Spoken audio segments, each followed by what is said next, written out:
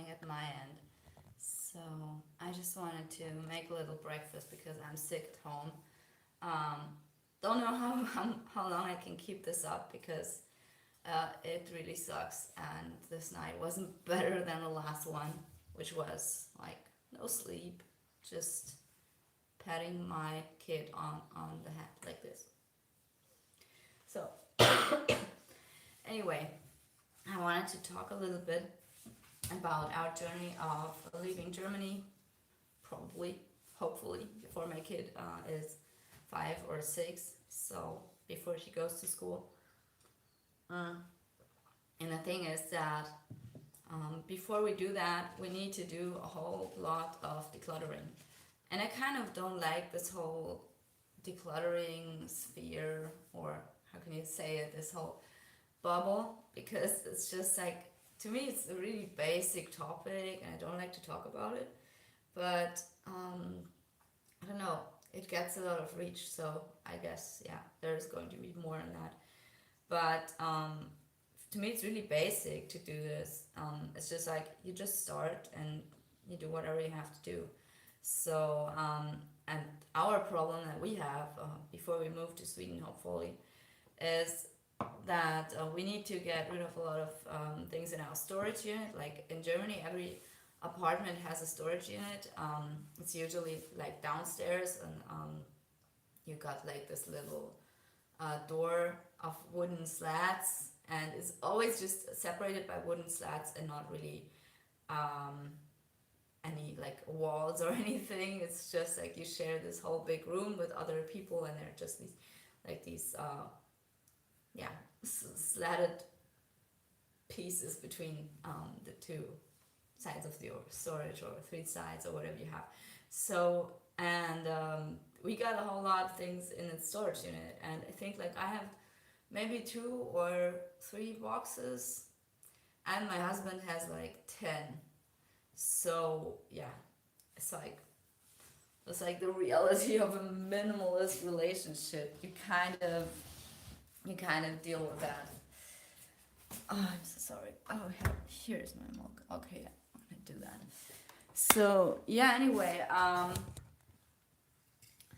that is really one thing we need to do, and I wanted to share one tip. I will do that right away because then you don't have to keep watching this thing.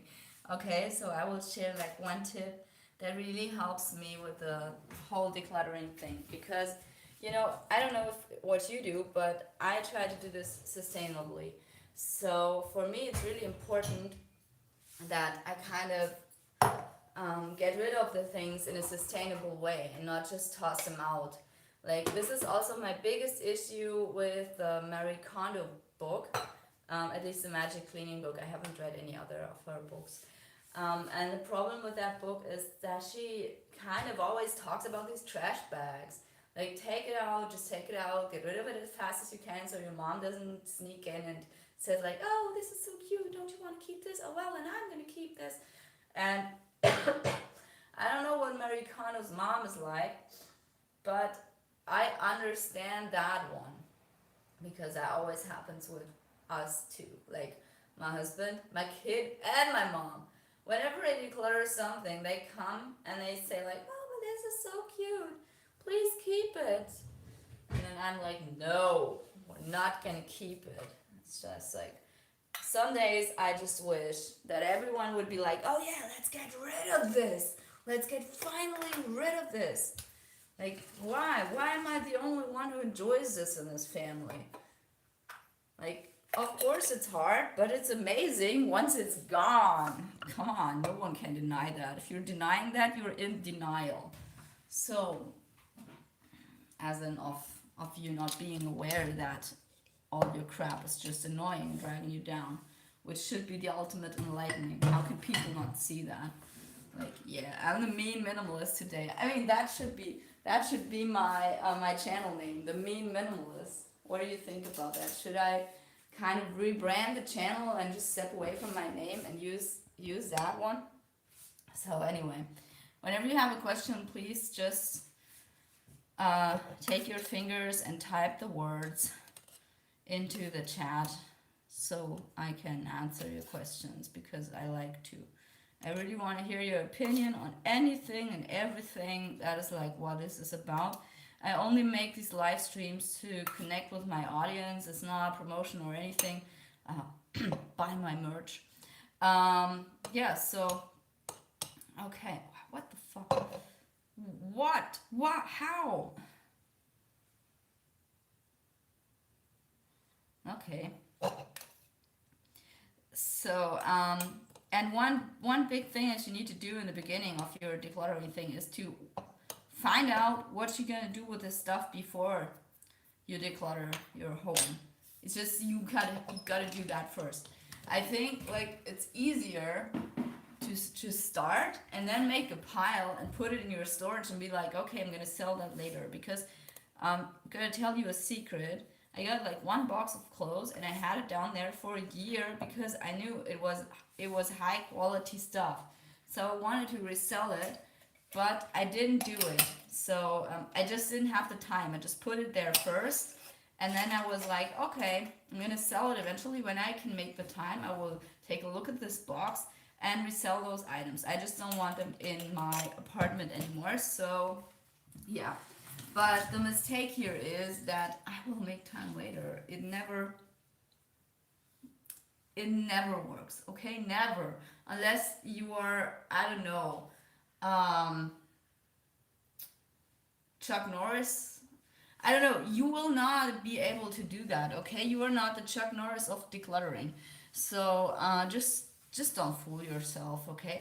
So what I suggest you do instead is um, first of all set yourself like a limit. As in, I usually do that. I take 8 weeks or 4 weeks, and I say like, okay, this is going to be in there for 4 weeks, and I set a date. I put it in my minimalist calendar. You can download that on my homepage. Actually, it's for free because Jenny Mustard stopped making her cute little calendar, so I made my own, and now everyone can download it from my page. So anyway, that is just an easy way to kind of deal with that. Just set yourself that date, mark the date in your calendar, and be like, okay, when this date has come and I haven't sold it, it has to go to donations. Okay, because that's what I do, and I stick to that religiously, and it works. So, especially if you have like a lot of expensive things, like my mother always gives me her fancy sweaters from a brand called Marco Polo. If you don't know them, they have sweaters and they cost like $150. And I mean, it costs the same if you make a wool sweater from wool that you buy and it's sustainable wool and everything. So I always think that actually a really good merino sweater shouldn't be below $100. It's just probably not good wool. So, because when I put in the work and I have to buy the wool and it takes me forever to make this, yeah, it's kind of a reasonable price. You just, yeah. Yeah, prestige for Marco Polo. But I don't buy that. I buy everything second hand. But it's a very durable brand, like it's really, I have a sweater from them that I got from my mom. She didn't like it anymore, so it's her favorite brand. So I will not do anything about that. I'll go to her and tell her not to buy that anymore. This stuff survives for decades if you treat it well. So she gave me a Marco Polo sweater, and I still have it to this day. It's like 20 years old. It still looks like brand new. So I'm not going to argue with that because they're sustainable by label and they're sustainable by proof of longevity. So anyway, let's move on. So the next thing, like this is like the trick that I wanted to talk about. Oh gosh, sorry, I'm sick. Um, and what was I talking about? Okay, just gonna have some apple juice here. Give me a second. These are also to relax. Just to relax a little bit and just chill together. Cheers.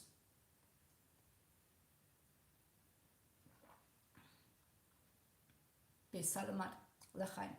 Skål. So, where was I? Blah, blah.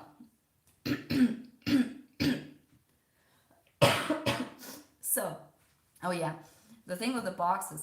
So what I do now before I start anything, and I wanted to do that before we moved to Sweden, is that I actually decide what I want to sell and do that first. Like I go about the items that I want to sell first and put that into motion before I even start the rest of the apartment, because I know I need to resell some of my hardware, a bit of camera stuff. Like I have this huge lighting equipment that I never ever use because I always ever use this light. So like the sun, it's for free. We can all have it. Vitamin D. So that one, and so you really have to deal with that beforehand. And for me, it's also important to do that in a like sustainable way. I don't want to just put these things away either in the storage where I have to keep them until I'm sick of it and then I just donate it, because the problem with donating is, you kind of give it away for free. That means people who get it for free will not be that responsible with it. It's just how it is, That's like, if you get something for free, it's usually not as valuable for you. I mean, there is one exception. Here comes the Swedish cliche, but in Sweden, when you go to the forest, you're probably gonna find some cabin there with a sink and a table, probably a dishwasher, and it'll be in perfect condition. You have electricity there, and everyone who uses it leaves it clean, and people share that like this. It's for free in the forest. If you do that in Germany, it would be trashed. People here are trash, and there's all toilets, like public toilets. You go to France. I have never in my life, and I've seen a lot of France, um, seen a clean public toilet in France. Sweden, mwah. I promise you, if you go to Sweden, like you go to like some remote lake, and there's this tiny little toilet cabin. It has light, it has fresh toilet paper, it has warm water. What the? How do they do this? I don't even know how they do this. I just know that with my fellow citizens here, this will not work. It will not work. They trash it. They poop all over the place, especially the ladies. The ladies' toilet looks always worse because for some reasons we're all icky picky and we want to get up on the toilet seat with our shoes. I've literally seen so many women with their shoes on, like crouching down on the what is wrong with people? Your mother didn't raise you right if you did this. And once I saw a German lady, and it was like on a French campsite. I'm so sorry for this. Like, I apologize on behalf of all my countrywomen here, countrymen, fellow citizens. I apologize for this idiot because she was like there with her 4-year-old, and she was teaching her 4-year-old to put like the feet on the toilet seat so she wouldn't sit there with her precious behind. Like, have you guys never pooped in the woods? It's not that hard to lift your butt over a hole and just let it all out. What the heck? Like, people, I don't know. I don't get it. What's wrong with people? Like, everyone's also like this hike that I'm going on in the summer, like the Fjällräven Classic hike. So that's where we go before I stay in Sweden for 2 months. So I stay in Sweden for 3 months overall. And before that, we go to that hike, and we have to get there. It's a 7-day drive, and we will stay at various campsites on like the coastline. We go to Luleå, Umeå, so on, and then we move on to Kiruna. So, and there starts the hike. It's 100 kilometers hike, and then you're shipped back with a bus to Kiruna when you're in Abisko. So anyway, that's the hike, and after that, another 7 days of moving back, and then I stay in Skåne for a few weeks, which will be amazing because I'll be all by myself with my kid. No live streams then, like the internet doesn't, no. So anyway, what did I want to say? So everyone that I tell about this is like, oh, how will you do that? Because like I'm basically disabled, so how are you gonna do that? How will you walk? And I'm like, yeah, well, I'm doing this because I want to walk. because that's like my motivation to get up in the morning and walk again. So, and I basically just improved my health because I had this motivation to look forward to. Like, that's like the only thing. Because it was so undoable that I thought, like, if I can do this, if I can train for this, like, I'm gonna be good again. So, anyway, and the other thing that people give me, apart from that shit that I don't need, is where you gotta poop. So, first of all, they have like these little toilet things everywhere. It's a 2,000 participants hike. So what do you think? People in this shit the woods, like shit's piling up in the woods then? No. Yeah, they have these toilets, and if you can't keep it together, okay, you take a shovel, you dig a hole, and you poop in that hole. Like, I don't know.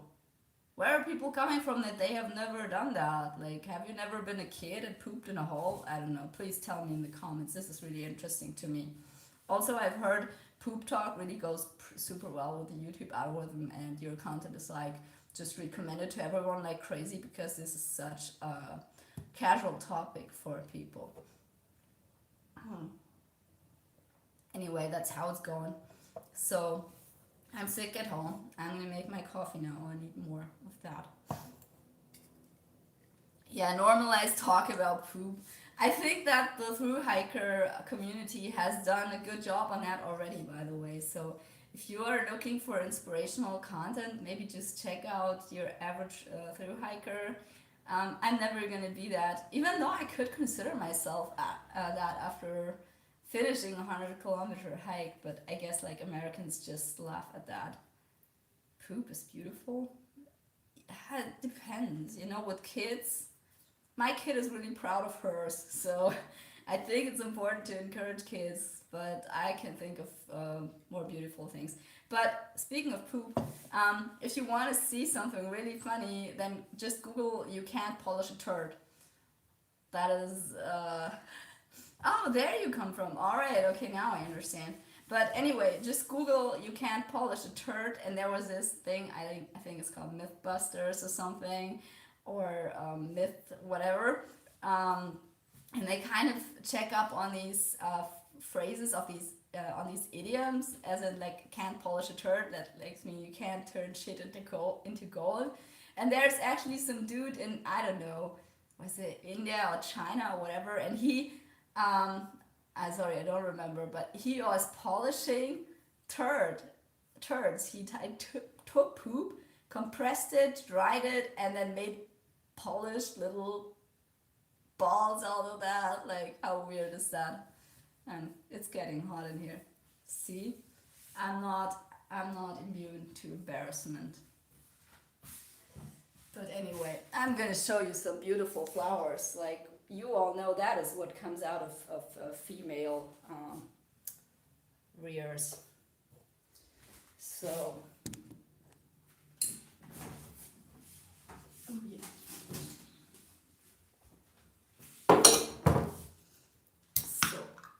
Anyway, I said what I had to say, so the informational part of this live stream is basically over.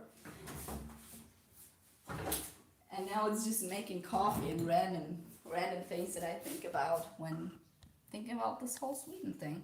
So I booked the cabin either way. It belongs to people that I met there. And the last time that I stayed in Sweden, which was last summer, kind of wanted to escape all the German stress. So I looked for an opportunity to stay in a country where people are just chill and mind their own business, because that is something I really appreciate. I know it sounds so old, as in like, oh, it's nice to mind your own business and blend in and not be crazy. Like, you can be crazy and still blend in. Did you know? Like, if you didn't, now you do.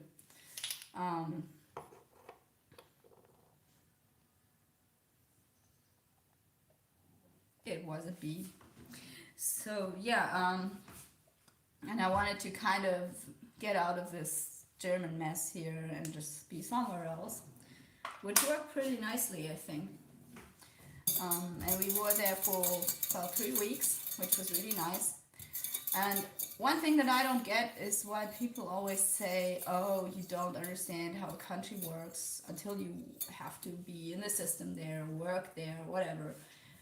I don't think so. You know, you can get a grasp of what Germany is like when you come here and just talk to people. And I think I could do a pretty good job of explaining my country and in a critical way, you know.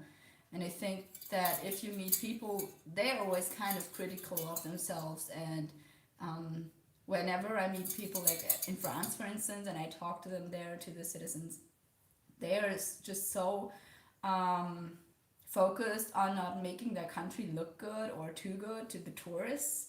As in, oh, if you want to come here, like, be aware of this, be aware of that. Oh, houses are not that good, and the pricing, and so on. So, for instance, when I thought about moving to Brittany, everyone was giving me shit about the houses there.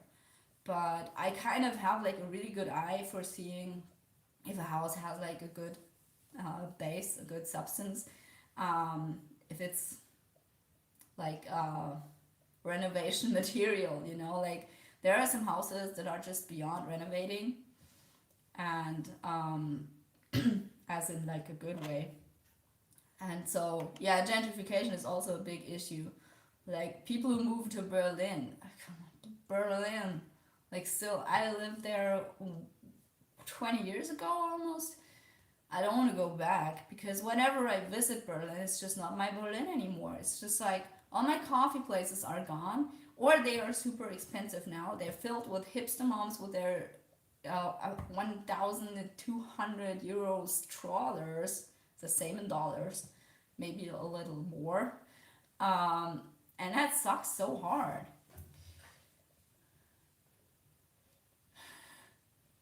It's such a sweet country. Germany or Sweden? I think, yeah, Sweden is like a pretty cool country. But you never know until you really are there. That's true, but you can get like a feeling for it before you move there. I mean, you have to decide on some level. For instance, I would also like to go to Canada or the United States, and a friend of mine is thinking about moving to the United States. But my problem with the United States is it's not a social state, and I don't want to live in a state that's not a social state because I feel like they're kind of not taking care of their citizens.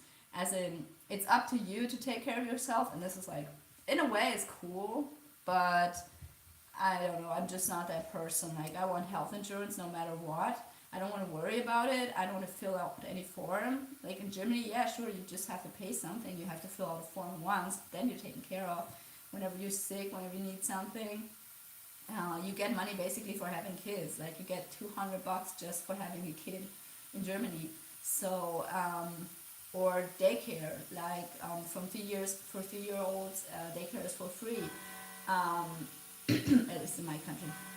Like we have countries within the country and they all have different rules and it sucks big time. So if you're thinking about coming here, just be aware that the legislation is in every state is different, and Bavaria is the one where it usually sucks most for families. So, like if you have kids, don't come to Bavaria. I think family policies, Thuringia is really nice, and but it's so stupid here with the different countries in Germany. For instance, when I look at the different the countries have like tiny little divisions, which are called like Landkreise. So, and these are these subdivisions of the countries. They also have different rules. For instance, now with the Cove, everyone has their own rules for when you are allowed to enter this district. Like you can drive through, but if the number is too high, you cannot park there. This is a gesture we use for "you're an idiot." So, and then the next thing would be, for instance, schools are handled differently everywhere. And for example, the daycare is free in some, in others it isn't. Like outside of Munich, daycare isn't for free. Inside Munich, daycare is for free. Then, what other idiotic things do we have? Then there is this. Oh, cloth diapers. You get a cloth diaper bonus if you buy cloth diapers for like I have to turn off notifications. For when you buy cloth diapers for your kid, you get $100 or $200 or something from your Landkreis, from this district you are in. But in Munich you don't, like just outside of Munich, like how? There are more hipster moms with cloth diapers here. That's probably the reason. I don't know. It's just, it doesn't make sense, and you can never question anything in Germany if that doesn't make sense. Whatever it is, a code policy or just some, I don't know, whatever regulation it is. Here it's normal to just swallow it and not have an opinion. Otherwise, you're not a real adult. And that really bugs me because I'm a fan of minding your own business and leaving other people be. So I always assume that everyone just does the best that they can with the knowledge that they have. Knowledge meaning also having maybe some shitty information from other people, from the media, or just believing crazy stuff. So they are not harmful to me, and I can take care of myself. So I never really worry about other people's opinions, and I just think that it's nice to be tolerant. Critical, yeah. Judgmental, yeah. It's all fine with me. You can all say it, but essentially, tolerance means that it doesn't hurt you when someone else has a different opinion, lifestyle, or just way to go about everything that they do. And it doesn't hurt me. Like, people are offended when I tell them that we don't have toilet paper. We have these wipes. So, like the fabric ones that you can wash. Or you use a butt shower, people are offended. People are like, oh, this is not hygienic. No. And I think like the opposite is the case, and people still feel like this is ew, and they can't find it in their heart to start just a discussion about the topic like this. And the same goes for sustainability. It's always, oh, carbon dioxide, plastic, whatever, but you're not willing to talk about this kind of opinion with an open mind. So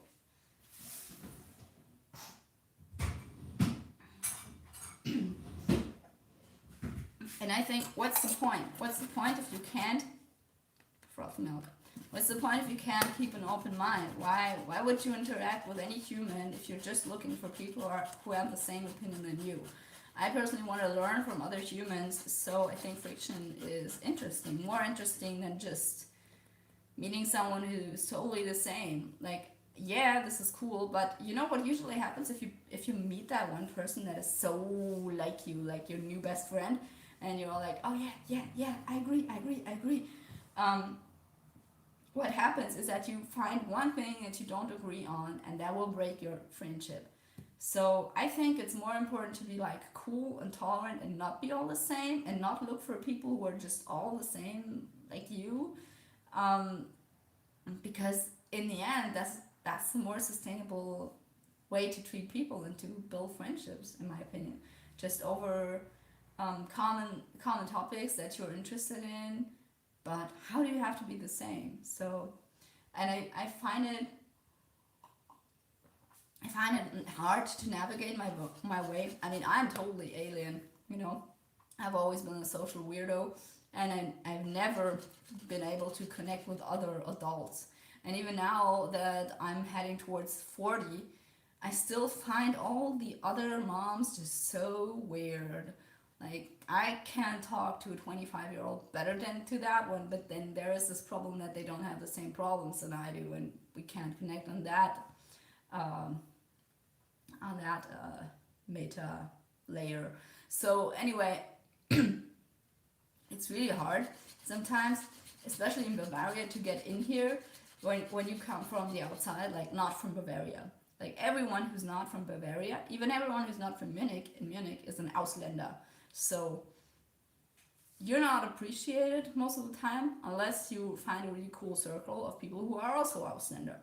So I just wanted to let you know, because I know out there are articles, and in these articles Munich ranks on I think the first place of cities with the highest life standards. And I know that from friends who moved here from Great Britain and from America, and they look at these pages and they look for, oh, good cities in Germany to live in, and they find like Cologne and Munich and Frankfurt. Like, okay, Frankfurt, very modern, doesn't have much old town flair. So if you're looking for that, no Frankfurt for you. Cologne, on the other hand, dirty but really nice, and I totally would choose Cologne over Munich. Anytime you can find a job in Cologne, go to Cologne. Don't go to Munich. People there are much cooler than here. So yeah. Anyway, so Munich for some reason ranks on like the first place there. I don't know how. Everything in here is so expensive that it makes look Sweden like a cheap country. In Sweden is Sverige är ett dyrt land. It's an expensive country. So I don't think so. Okay, a latte in Munich, yeah, $4. Like, that's not normal. It's supposed to be $2.40, but it's Munich, so it's $4.20. Everything is the other way around. I mean, yeah, in some places you pay $3.40, I guess, which is also a normal price for like a inner city, you know. But it's not a good latte. You know, it's really hard to find good coffee here, and I don't know. It's like the price tags in Munich, they are immense, and you will pay 2/3 of your income in the rent that you pay for your apartment. And that's what people don't say in these articles. Hey. So they don't say that in these articles where they rank Munich first place for quality of life. Like, what quality of life do you have? And these rankings, they base on stuff like infrastructure. And sure, it's nice to have good infrastructure, but you know what has good infrastructure compared to Munich? Berlin. Like, I have caught more trains there than here. Like, whenever I went to work, I had to calculate, I had to put in like an extra hour that I went early to work, and I usually 2 days out of 5 I would miss my train because the train would not come. So in that case, I would have been late for work. And you can't do that with a kid that goes to daycare. And Munich is like one of the cities that care the least about families with children. You know, like families with dogs, maybe not so bad. But if you have human children, not cool. Like, for instance, a daycare, they start at like earliest 10 months. Like, if you're really lucky, you can get a spot earlier. But where I come from, the GR, you could basically put your kid into daycare like the first day after they were born. They had this emergency daycare where you could bring your child if you, for instance, for mothers who suffered from postnatal depression, and you could bring your child there right away if you needed help for free. So I'm not a socialist, but this seems like an awesome solution to me, and the other thing doesn't.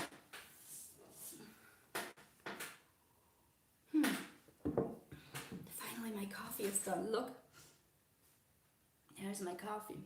It's not my coffee, it's just the milk. And I'm gonna put some xylitol on it now.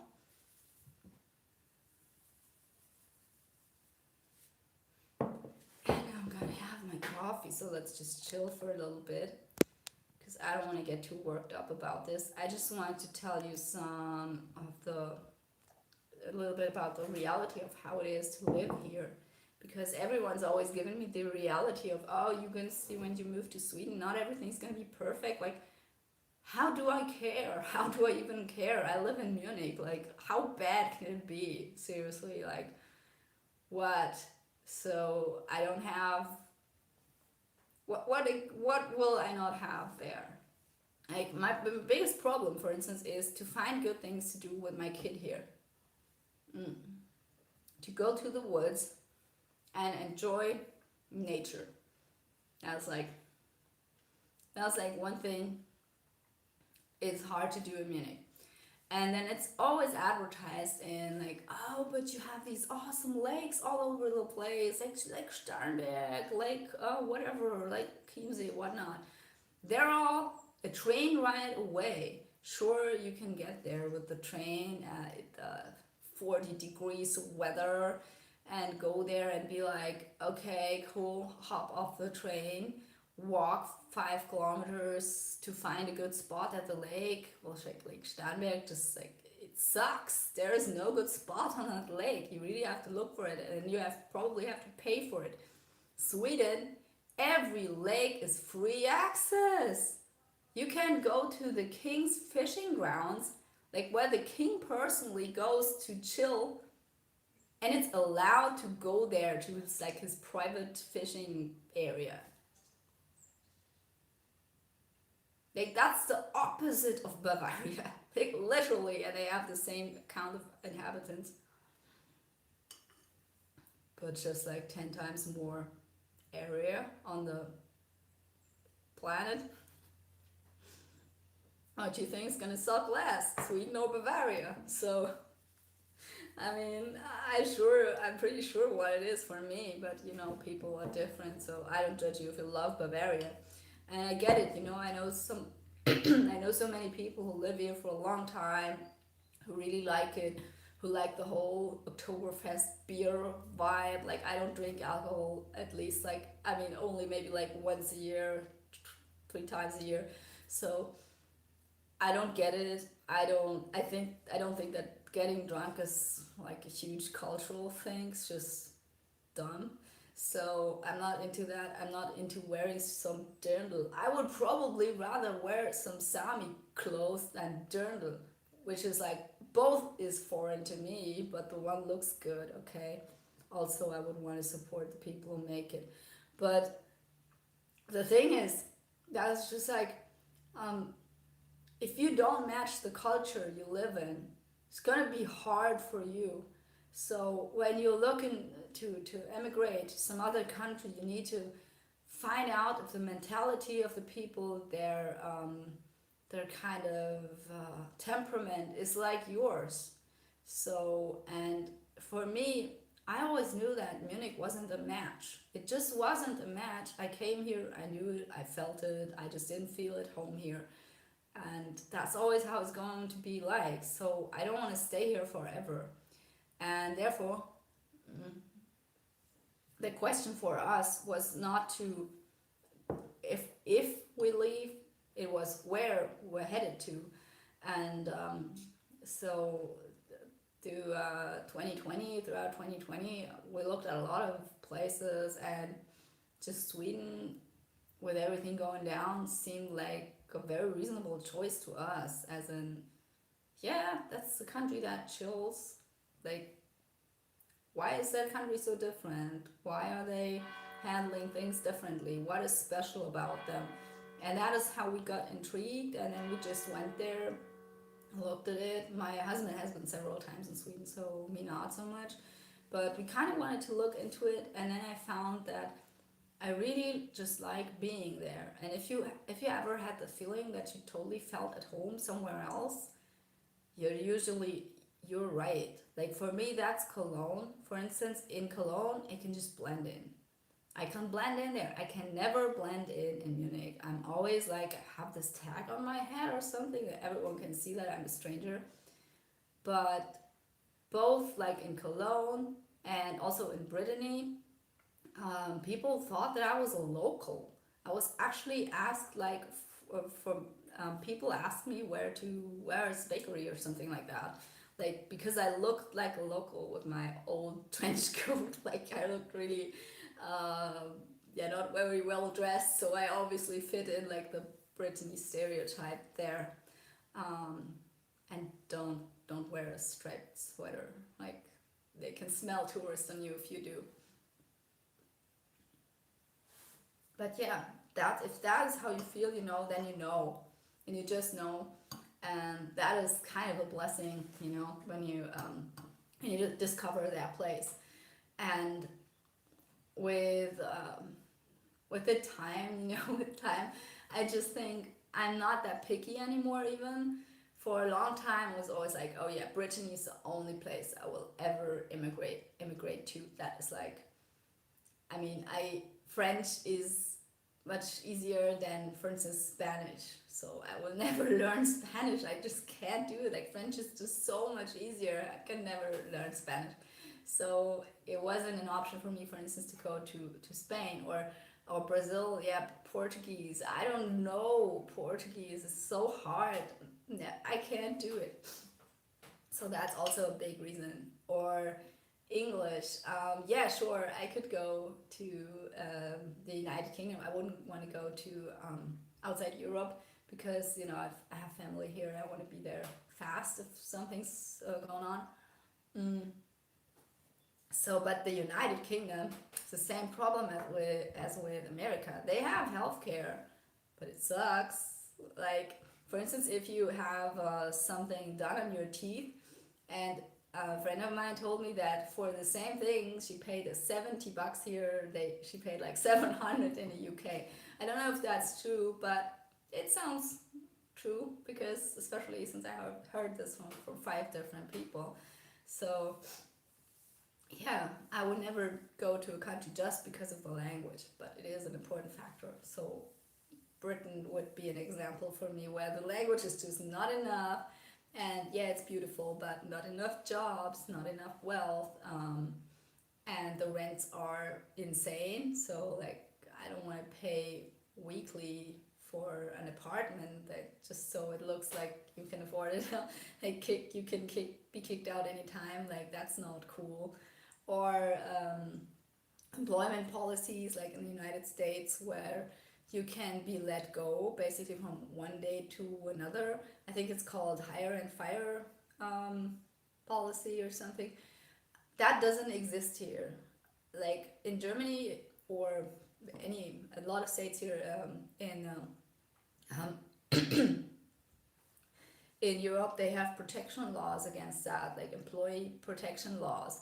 So in Germany, if you are employed and you are new to the team, you will have like something called Probezeit. Like it's just like a probation period of 6 months usually. But after that, it's really hard to fire you. Like you have to give a reason to fire somebody. You can't just fire them without a reason. Otherwise, they can sue you. And it's really hard to actually let go of somebody. Like, I don't know. And for me, it would really be frightening to be looking for a job that could be gone like the next day, even if you work there for maybe like 2 years or something. Like, you work there 2 years, they gotta give you like half a year to find a new job. Yeah, that's fair. Everything else is just like not cool. Like I would not want to work there if you don't have that option. Like at least 3 months, the 3 months you need to find a new job. So you gotta have that 3 months period, and most employers offer that here. So and in other states too. So and then the next thing would be like how do they take care of kids? Like how are things for kids? Are they for free? So and for instance in Sweden, so many things are free for kids, like more than for adults, and it's very kid friendly. The only thing that I really don't like so much is the high aspirations for digitalization in schools, because I think that's just frying your brain. Like there's no need for tablets in the classroom for like small children. Everything a tablet can do, you can learn in 2 weeks. Like adults can learn that in 2 weeks. There's absolutely no need to acquire that user knowledge. Like it's not that you are becoming a programmer, you're just acquiring useless user knowledge that everyone can acquire within a week. So or two if you're really slow. So yeah, that would be the only thing. I'm not looking forward to that, and the not so great internet. But I mean, you can find a house where you have better internet, or I don't know. There are probably solutions for that in some way. So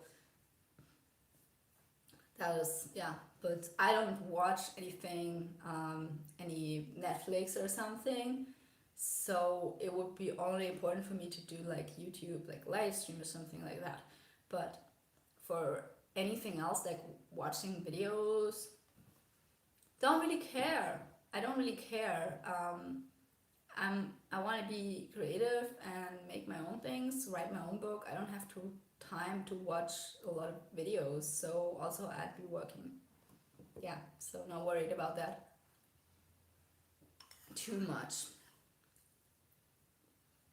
But yeah, that's basically it. I'm gonna finish my coffee now and just go to bed, back to bed, I guess, and work from bed a little bit. I'm really, really tired.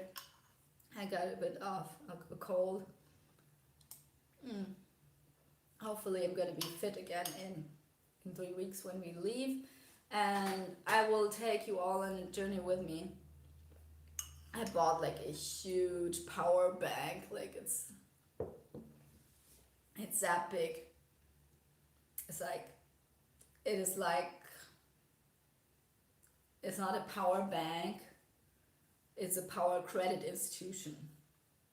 So this thing, I hope that it's gonna help me with my camera and phone. GoPro, probably, I don't know. So I'm gonna film the whole thing.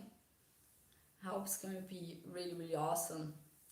Oh yeah, summer cold sucks. But the fun thing is that I dragged this in our house, although I'm wearing one of the N95 masks all day basically. Didn't work obviously. So I brought it in and I gave it to everyone in the apartment. And now I'm the only one still sick. Like how mean is that? That's not cool. Shitty cold.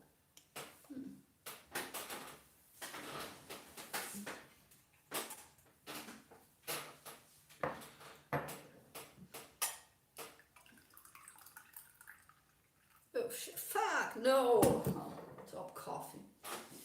Spilled coffee on my dotted leggings. Can you see this? Oh yeah, it has dots. Shit. I want to say something. Oh yeah, by this time I had more COVID tests than pregnancy tests, which is a huge thing if you had IVF treatment. Life is stupid, people. Life is stupid. I never want to grow up. Never. I don't look up to people who call themselves grown-ups. To me, this is all just lame. I don't want to be that.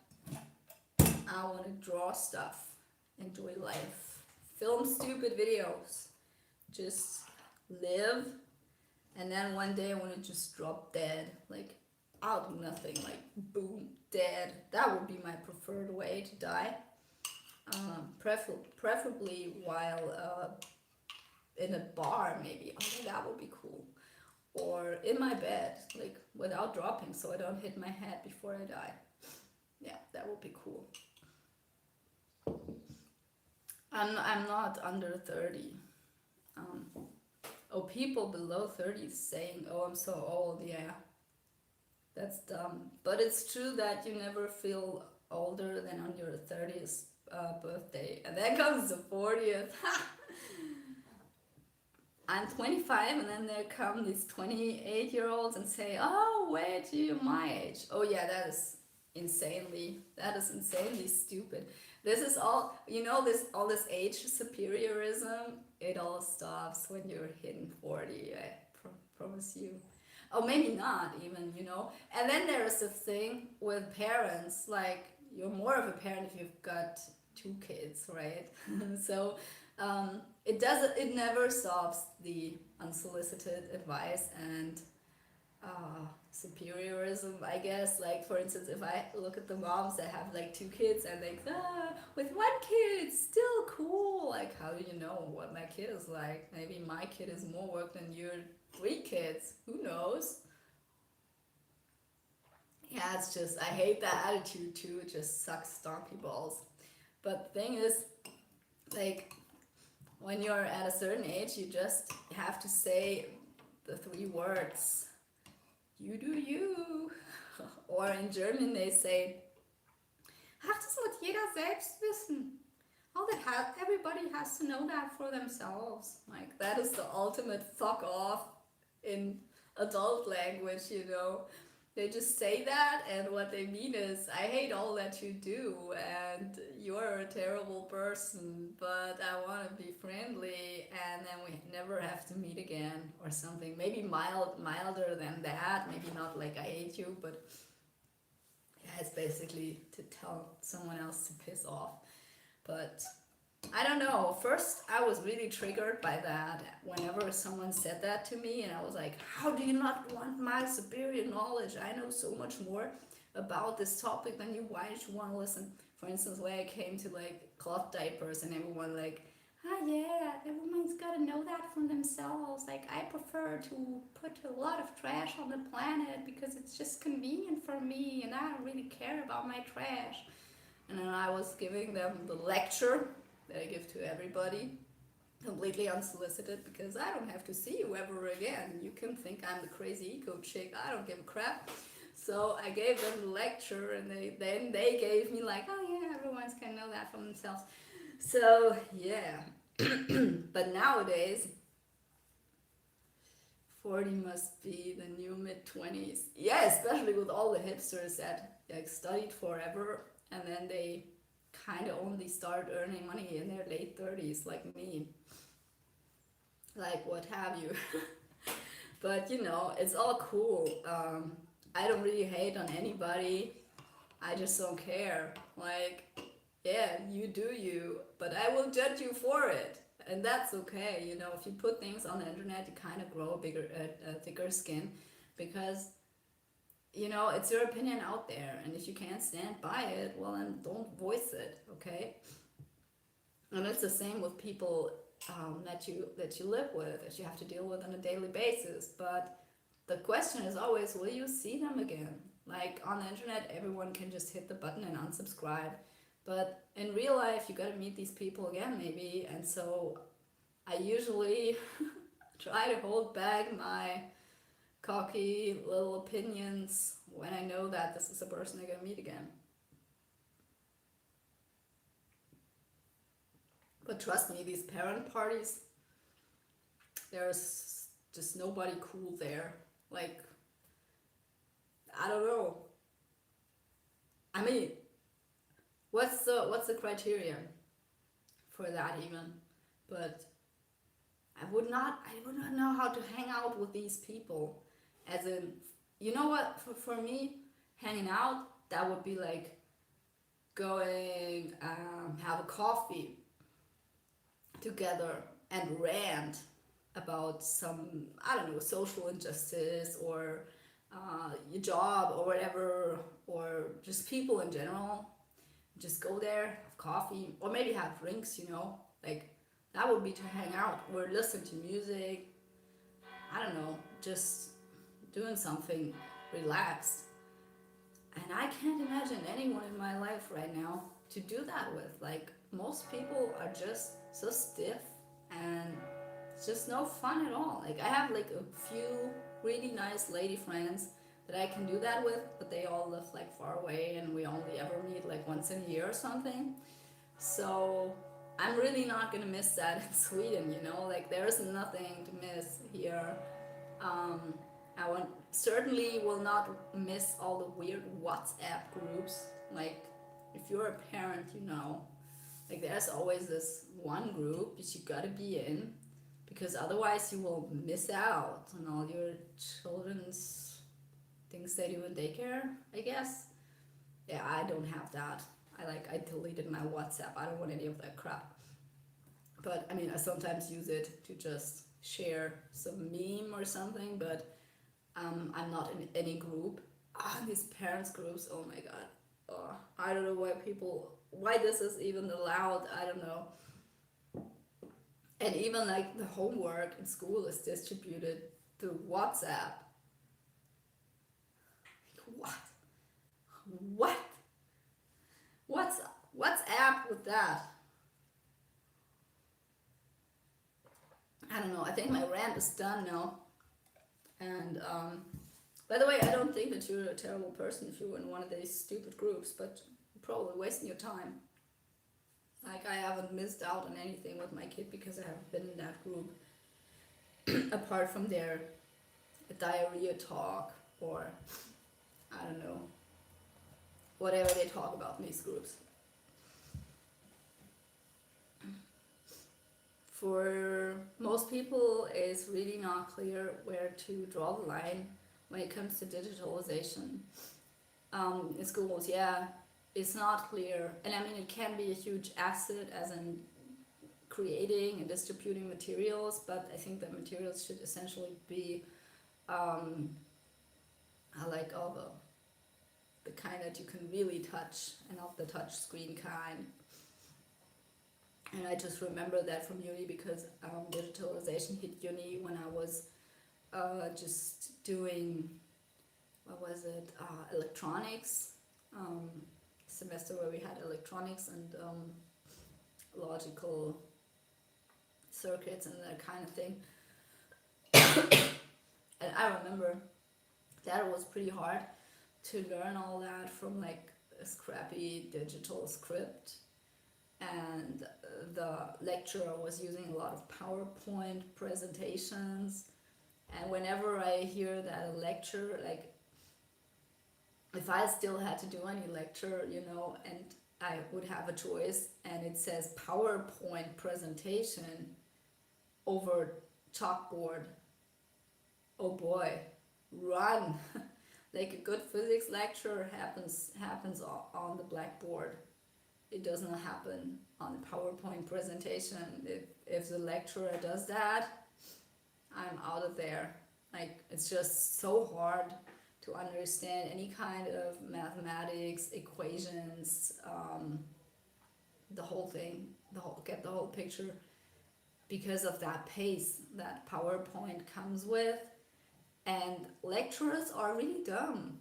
They don't get it. They don't get it that students can't write that fast and that they are just pumping their brains with a lot of information that they are already familiar with. So yeah, that really sucks. So I don't know what it's like for children. I just know that children hardly ever use their phones to gather valuable information. I don't think that text messages with other kids are of much value, because you know you can call, like I'm gonna be that mom. I'm gonna be that mom with a kid that doesn't have a smartphone and she just has to call. Like I don't care. Like my kid will be privileged, so the only thing that she will not have will be like a smartphone. Oh God, I'm so sorry. No. Like what you write in PowerPoint on Blackboard is like basic programming on paper in my school. What? I don't get it. Come again?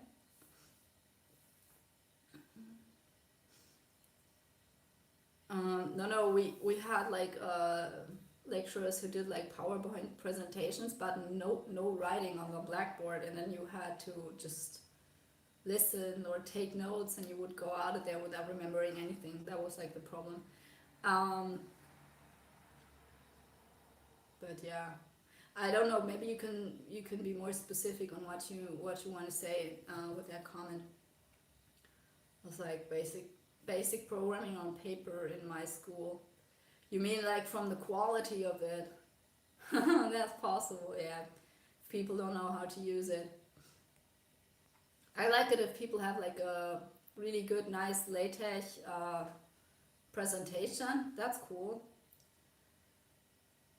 Yeah, we were also writing basic programs on paper, but I think that's also helpful because I did a few classes on computer science, so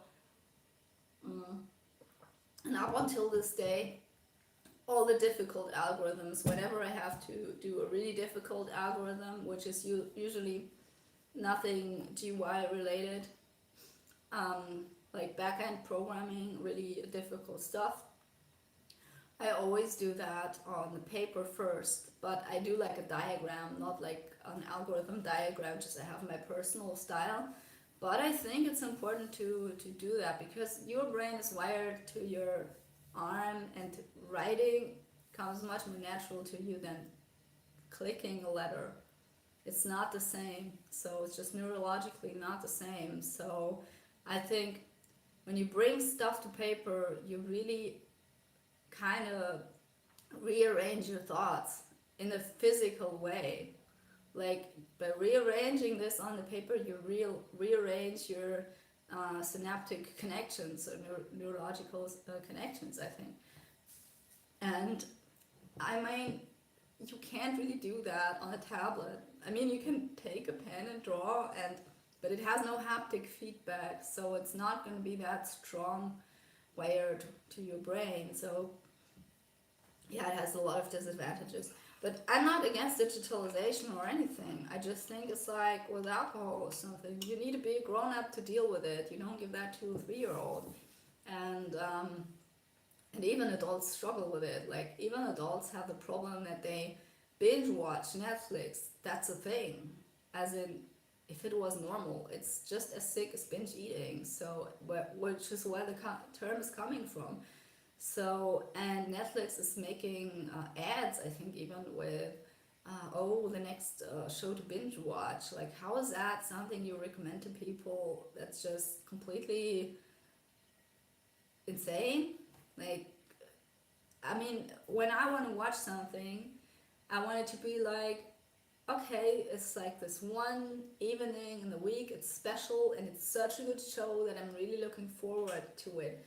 For instance, the Swedish show The Bridge, that would be something like that. It was so dramatic but highly entertaining that I just really enjoyed watching the whole thing. And I watched it while it was aired here in Germany, um, over the internet, I think. I watched it every week. So that was like a weekly ritual. And the fact that people even they can't even remember what happened like the last time because they watch it all in one rush, and they can't even tell you the names of the characters, and so that just seems completely dumb to me. So I don't want to go there. I actually want to go back to reading more because I have been watching a lot of shows when I was younger, and that was a total waste of time. Like, I mean, I learned English from watching Grey's Anatomy. I'll be honest, that's how I did it. But, which I actually just watched to understand Harry Potter. I wanted to understand the Harry Potter movie. And fun fact, um, I watched Grey's Anatomy for like a while. I streamed it, but I had really bad internet, and the quality was from the audio was not so good. And then at some point, I bought it. I borrowed the DVD. I don't really know, remember, but it was high quality. So I then had access to like high quality download, and then I listened to it, and the sound was so clear. And before that, like the three first seasons, I thought like, oh my god, my English is so bad. I don't understand anything they say. This is just so hard. This must be this Seattle dialect. I can't hear it. I don't know what they say. I always need subtitles. And then I had this like um, HD stream, and all of a sudden it was like, oh wow, and now it wasn't me, it was just a bad quality. I understand what they're saying. And then I moved on to the Irish. British and Irish accents. Forget it. Forget it. I can't. I don't understand any of that. I could never live there. I don't know what they say. It's just so hard to understand. Like New Zealand, Canada, Australia, no problem. Brits, sorry, can't. I don't know what you say. Never, ever. I always have to listen twice. Like with real people, I wish there was something like with the subtitles for real people, and you just hold your phone up to them, and when they speak British English, so you can subtitle them while they speak and be like, yeah, yeah, okay, okay. like on a Star Trek uh, translation system. That would also be cool. Okay, anyway, I think that was it. Oh, Skins, yeah, I watched Skins too, but I needed subtitles. Skins is heavy. That was when I was younger. I watched that. Yeah, I remember when it came out. That was cool. That was a really cool show. Like, that was so funny. But I was older then already, and it was kind of a little bit weird to watch a teenager show. I don't know, just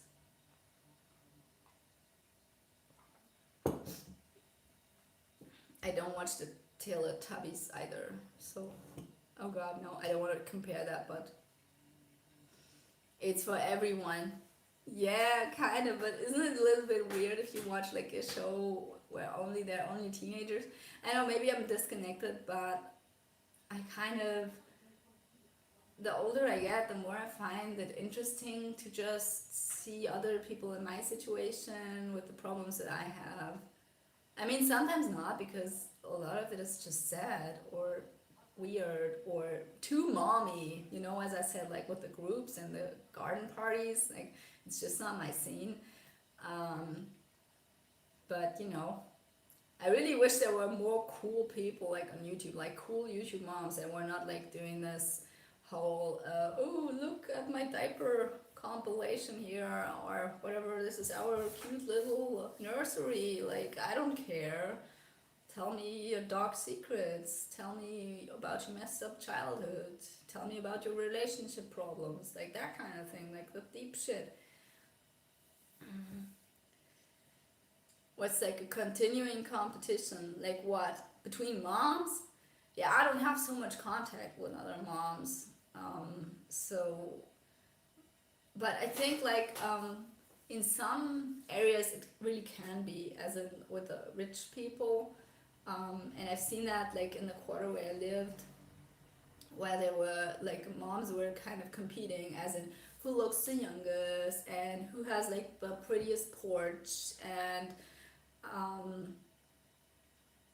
yeah, for in here in my area it would be bike strollers and then these really expensive Dutch bikes that moms have. Like that is the thing here. That is like a symbol of wealth. My hair isn't. It's ruined. Whatever. So that, and if you, I don't know, they drive their SUVs to the organic food store, I guess. And if they don't, they have these Dutch bikes that are like huge, like $2,000 bike. Bebo is the brand, so if you want to look it up, Bebo, Beboe. I looked into them. I couldn't afford it, so we just had like a little stroller that we got from someone at work who would sell it to us. It was still expensive. These things are they are so expensive. I don't know. It's just a bunch of aluminum fabric and some wheels. I don't know. But yeah, that's prestige here and fancy interior. And I think even on Instagram you can see that a lot, like these moms that have like such a pretty apartment, and I think like all they do is this apartment. Like how can you still have a life and have an apartment that is that good looking? Oh, you have personnel. Oh god, yeah, that's also a possibility, of course. Yeah, I need personnel. Who wants to work for me for free? Nobody? Okay, well, I'm just going to continue to do the work myself. Anyway, I actually want to have personnel one day. Like, I want to have someone that I can pay, like, a fair price to, I don't know, just help me with something. Like, not an assistant maybe, but I don't know, someone to be around to work with. Like I would love to work with somebody and pay that person.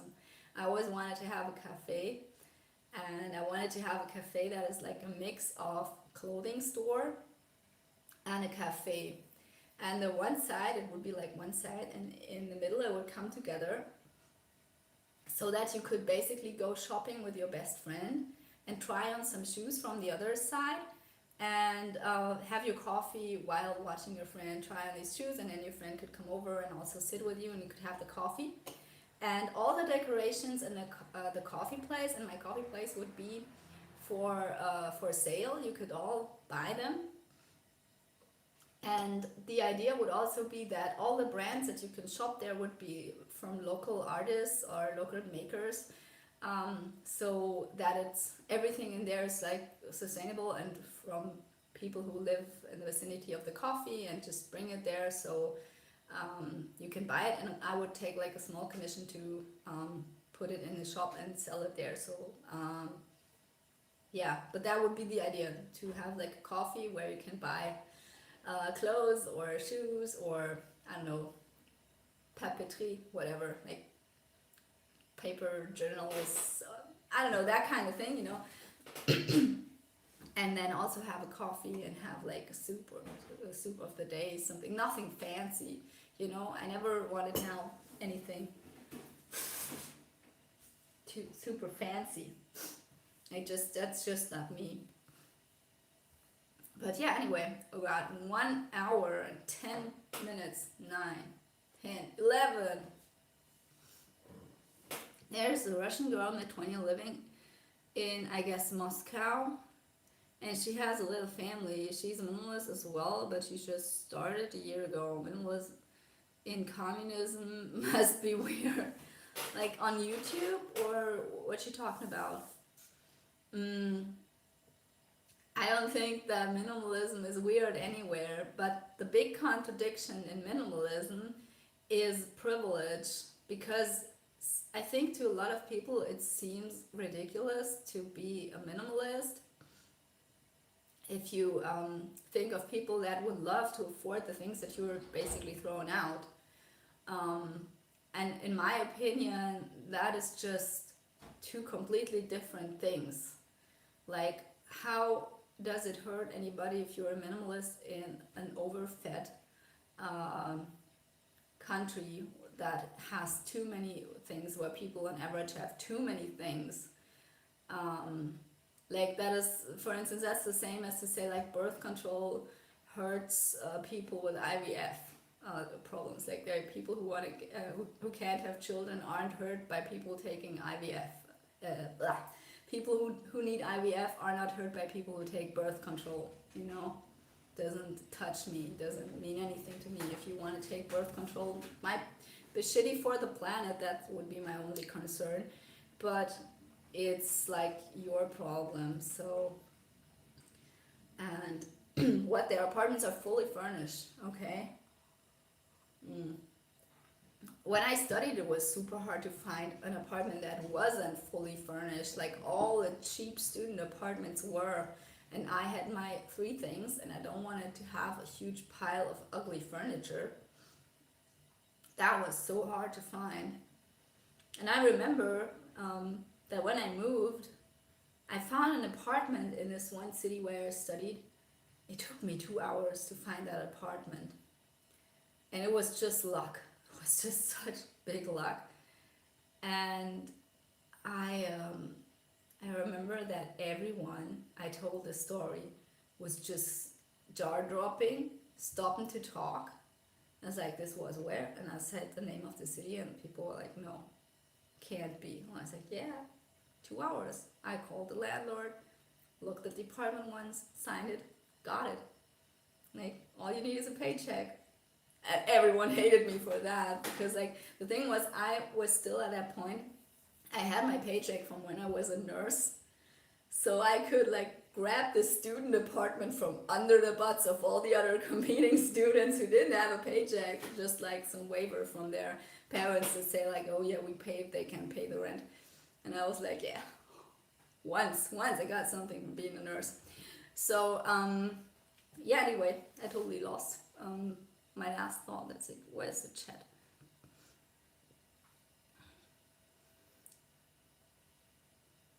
"4 a.m. Toronto." Okay, wow, cool. I think an hour ago I just said that Canada would also be cool to live in.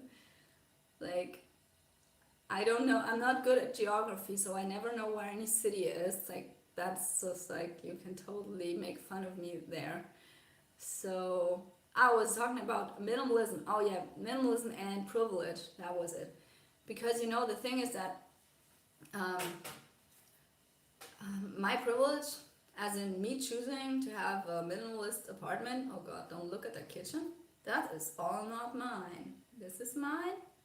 Is this mine? Not mine. Not mine. Not mine. Not mine. Not mine. Not mine. Not mine. This is mine. So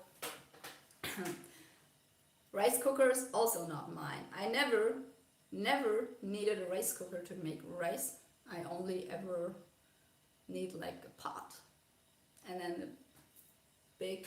I don't know what the big deal with rice making is, but my husband loves this thing, so we use it, and it works really nicely. So anyway, privilege. Back to privilege. The thing is that when I actually decide to get rid of stuff, that doesn't hurt someone who doesn't have stuff. It's just like, it's not impolite for me to get rid of my stuff. It doesn't mean that I don't value things. And if anything, I'm donating it to people who then can have it for free. So it's actually doing quite the opposite. So I think it's just weird for people who don't really understand what minimalism is about, as in being like, oh yeah, but you don't appreciate things. I appreciate my things more because I live that way.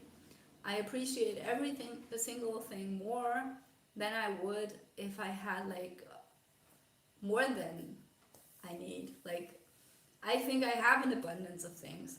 For instance, when I look at, I think the bike postbote here, post person is writing.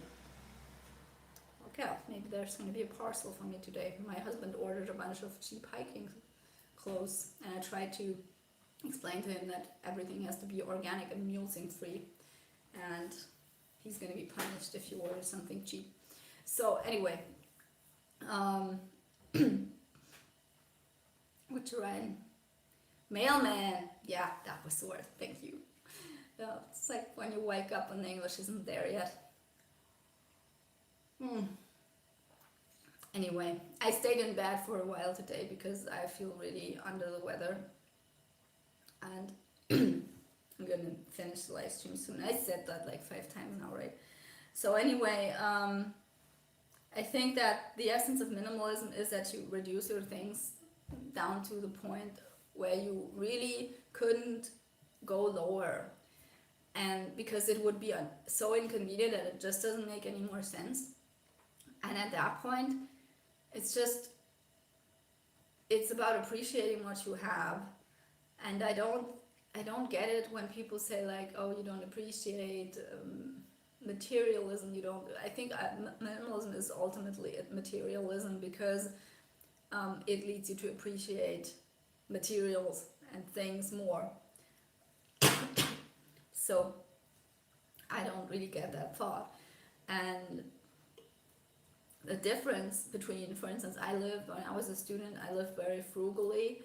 I didn't have much money to spend, and I remember that like the first 1 or 2 semesters where I didn't have a job, I lived basically off eating buns and butter and cheese all week. Like, that was my food, that and coffee. And I went to these university talks, and I had €7, like $7 a week to spend on everything, like including soap and clothes and whatever. So that was my budget, because like the rent for my apartment was like €500 or something, and so I had like €600 of money. So, and then I had a 500 or 400 euro apartment, and also had to pay health insurance. So that was another $100. So yeah, not much left. And basically what I could afford after everything, like electricity, internet, and so on, that came down to $7 a week. So, and from that money I lived until like I found a student job as a tutor, actually lecturing people on programming. But yeah, so that was really cool. And at some point I worked free jobs. You know, I worked as a texter or as a copywriter. Yeah, I was writing copy. So, and I was always also selling photos, working as like a freelance photographer. And then I was working as a tutor and uh, um, doing a lecture also. Like four jobs actually, but not simultaneously. I only did three of them. You have to pay health insurance in Germany, yeah. And at my time, it was I think it started out as 70 bucks, but today it's 100 and something. You have to pay that as a student, like it's like the minimum you have to pay. Everybody has to pay that.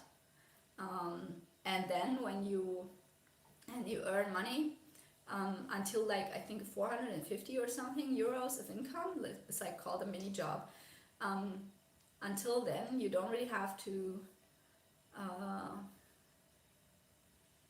no, students have to pay that. All students have to pay that unless you are in a family insurance. Then you don't have to pay. But I was older than 25 at that point, so I had to pay my own insurance. So you can't really be family insured anymore. You understand?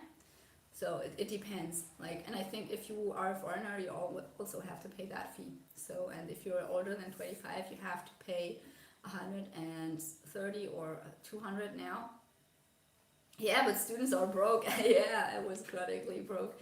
No, I actually wasn't. I saved up like 5,000 bucks from my job later because I was living frugally. And it was really crazy. And frugalism is hard to do with minimalism, by the way. I accumulated a lot of stuff because I was being frugal. And this whole frugal internet bubble is also a little bit weird sometimes because people then save coupons and they don't throw away stuff because you could make money out of it, even if it's just like $1. But the thing is that if you work like for 1 hour, even if it's just a crappy student job, you earn like 15 euros. Like, you can get rid of that stuff and donate it and just instead go and work. That's my whole opinion. I want to transport that throughout my channel. I want to spread that message because I really think I don't get it why a lot of people obsess so much over um, these costs. You know, like it's called the sunk cost effect, and it basically means that at some point you get diminishing returns. So in the beginning, you have something; it might still be new. You might get back some money, but then in the end, it's diminishing returns. And when you have reached that point, it doesn't make sense to resell something. It only makes sense to donate something because your time is just more worth than the money. And this is especially a really hard thing to say if you don't have a job or if you only work part-time and you feel like your time would be kind of uh, not worth anything, and you could either have that money or not have that money, so why not invest the time? But why would you not invest that time into education then? Like, this is more money in the future for you than selling a sweater. So what you were saying? Nurses are not well paid in Germany. I don't know what the wage at the moment is, but my student job paid better than my job as a nurse in a hospital. And I would make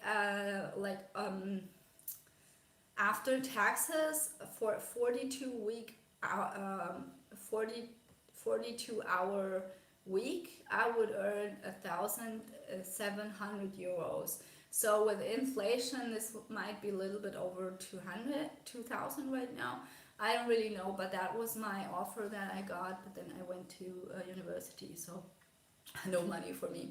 I thought about doing night shifts or something while in university, but with studying physics, you really can't do it. It's just so exhausting. Studying physics alone is more than 40 hours. I would say like it's full-time studying. It's 60 hours. And I basically had no weekends. I don't remember having time ever. And I was a lazy student. So yeah, but also, I mean, I studied not right after school. I worked as a nurse for 5 years. So it was hard for me to study again after that, such a long time. It's really hard. And yeah, but I do recommend it. I think it's actually pretty humbling to have like a real job and earn some real money before you study, because you value um, this kind of mental work much more than, because I remember that in my line of work, a lot of nurses were like, oh yeah, hard work is only physical work. Like students are so lazy, and oh, all these academics, blah blah blah, not much better than us.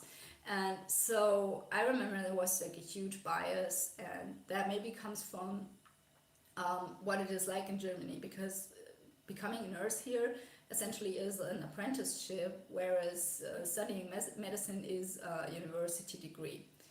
And a lot of nurses want to have university degrees as well. Like, I don't think it makes much sense, but it is kind of this classist gap, I guess, that they don't like. I personally didn't really care, it's just like work is work. But I often found that a lot of my colleagues were like, oh yeah, I don't want to be a student, students are lazy, I don't know. There was just some bias against that. Not from everybody, but in general, just like, for instance, when I ask a lot of people, like, why didn't you go to university? People in apprenticeships, I usually ask them, why did you choose an apprenticeship over studying? And the answer that I got, like 8 out of 10, was because I wanted to earn money right away. And that for me is just like the worst reason not to study, because studying is just such an amazing experience that makes you younger, makes you more experienced, gives you just so much back as in terms of growing as a human, which an apprenticeship doesn't. It just doesn't. I mean, I've seen both, and I think like when you do an apprenticeship, I mean, it might depend on the job, but I've worked with a lot of humans in my job, so you might think that I got some experience with that.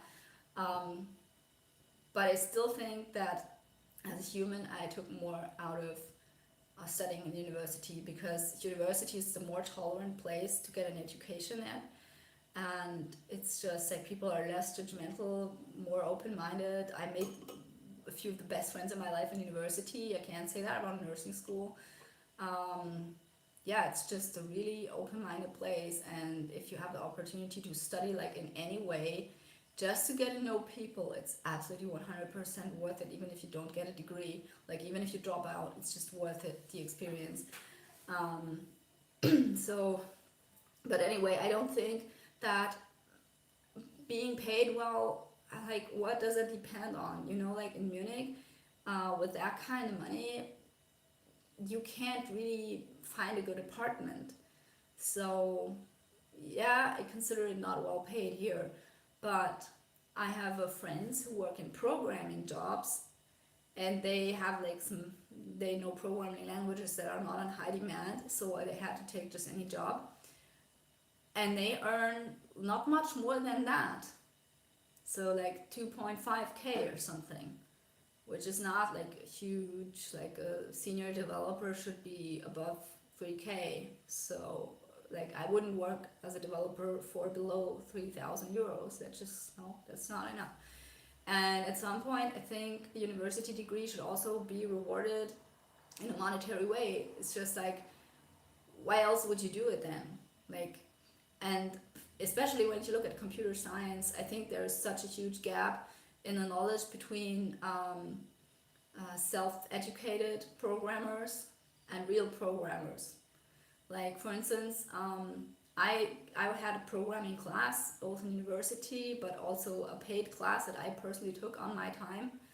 And before that, I was basically freelancing, just doing some code jobs, and I was kind of good intuitively, but I didn't know much about what I was doing. So my father, he also studied type of physics, like semiconductor physics, and is also a programmer.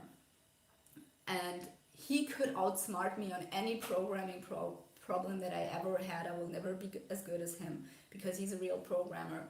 And when I started my programming class, I started understanding how much of a knowledge gap there really is from professional IT specialists and computer scientists and programmers to self-taught people.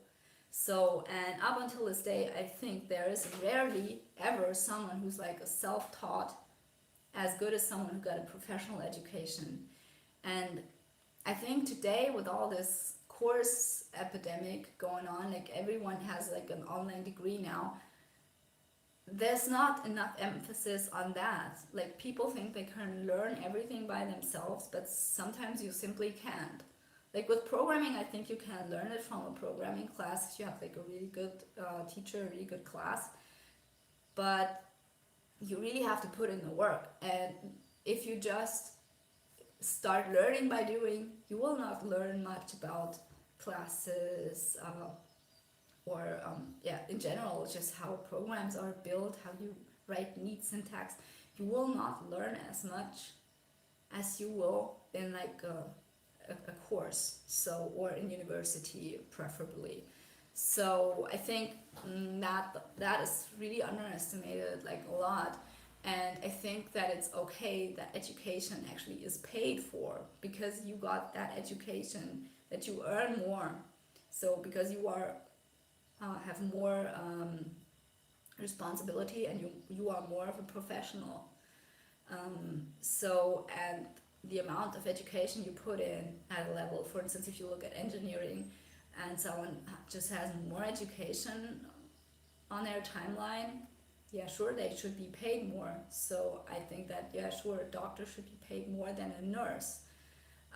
But for instance, what I saw in some hospitals was that like a nurse coordinator earned more than like an entry level MD. Like, what? Are you kidding me? Like, that's not right. I don't know. But anyway, I thought about studying medicine, but I didn't do it. First of all, there were like 20 people in front of me that got in, and I didn't got in, like, because of those 20 before me. And that was kind of the signal, or the sign for me to like say, no, come on, like I don't even want to do it that hard. I just try to get in. Like, there's like 20 people between me and that spot at some university in Hamburg, which is like super expensive, even more than Munich. Like I don't even want to go there. Well, I just didn't go. And then I decided I wanted to be a scientist and just study science. And yeah, I think that was one of the best decisions. Anyway, so I'm going to finish the live stream now because it has been going on for 1.5 hours. It has included everything: minimalism, ranting, Sweden, Germany, hating on Munich, and now what did we talk about? Nurses and health insurance and whatnot. So I think we've covered like my whole life story by now. I hope you enjoyed this stream. If you did, please give it like a thumbs up. If you didn't, give it a thumbs down. That's also fine. It all helps me anyway. And if you want to be like a real premium follower, you can give me a comment.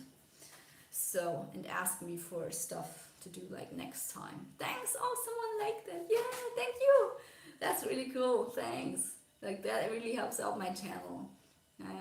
I can't do so many live streams when I'm in Sweden, so I wanted to do a few before I leave. Oh man, this is gonna be exciting, This is going to be exciting. I'm actually a little bit freaked out about it. Like, I hope that my 20-year-old car doesn't break down. And if you're American, you're watching this, like, you understand, right? Tell me, the Americans who are here, if there are any, tell me that you understand what an old car is.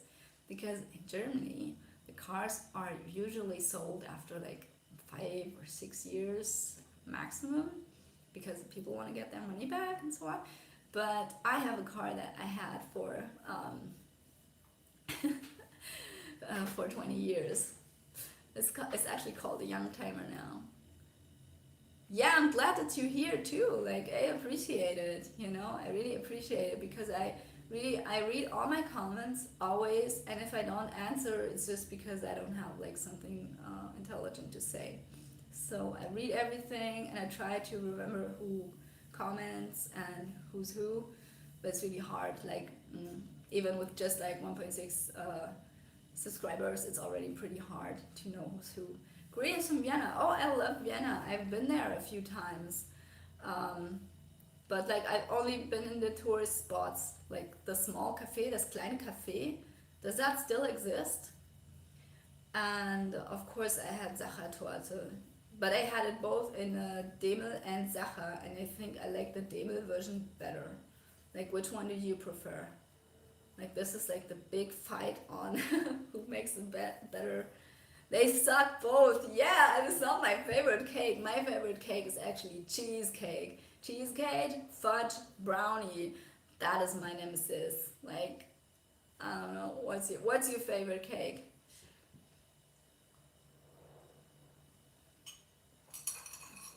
Or are you not a cake lover? Anyway, I need to go. I need to go pretty soon. I don't know, work in the first trick and I bake my cakes by myself. That is a good thing. I also bake my cakes by myself. But I don't have a good cheesecake recipe. So, Kardinalschnitte? What the fuck? I have no clue what that is. Like, my husband always makes Donauwelle. That's like his favorite. And he always brings that to when he has a birthday to celebrate that at work. Then he makes like this huge chunk of Donauwelle for some reason, which is like cherry, cream, and chocolate. It's like the calorie overkill. Okay, I will Google it. Kardinalschnitte. Okay, I will do that. Okay, so that was it. I will say goodbye now. Thank you all for being here and watching this live stream with me. Yeah, I hope so too. Usually I develop bronchitis because my lungs are just messed up. But I hope this time is going to be over soon because I need to do this hike.